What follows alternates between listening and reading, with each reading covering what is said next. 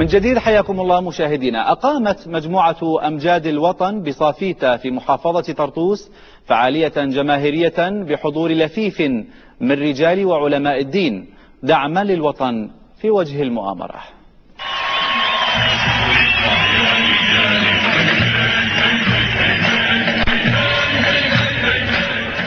يكبر الوطن بتكاتف أبنائه ووقوفهم جنبا إلى جنب في كل الأوقات لتبقى رسالة المحبة والسلام حاضرة في ضمير كل سوري جهد ليبقى مثالا للوطنية والكبرياء.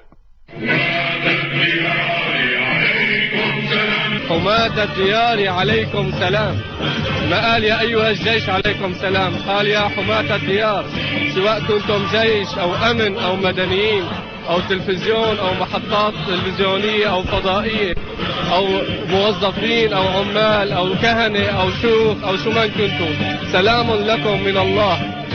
رحمة الله على شهداء الجيش، ألف رحمة على شهداء الجيش. نحن كلنا جنود بشار الأسد، كلنا فداء سوريا، والله يرحم شهداء الوطن.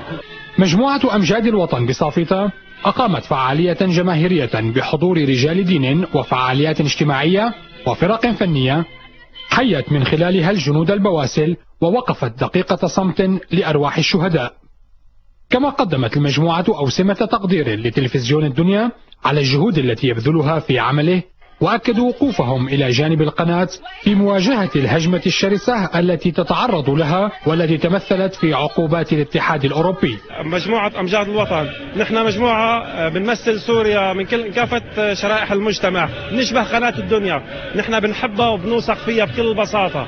الجبال العالي طلت، نشموخ بلادي هلت، دنيا واسمك بلالي، ريت تسلم الطلع. وجود قناة الدنيا معنا بيأكد ان دائما عند الشعار الاول ان هي صوت الناس وصوت الحياه. وانا باسمي وباسم مجموعه امجاد الوطن وباسم محامين طرطوس وصافيتا اقول للدنيا نحن معك ونشكر حضورك معنا في صافيتا.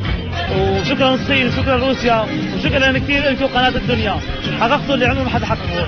الحقيقه جايين نحن ندعم قناه الدنيا لانها وقفت تعز يعني. كما قدمت المجموعة بالتعاون مع الفرق والفعاليات المشاركة عروضا متنوعة بيّنت من خلال اللوحات الفنية والاستعراضية محبتها للوطن، وجسدت الدعوة للتعايش السلمي ونبذ الفتنة والقتل والطائفية، وأن سوريا وطن للجميع.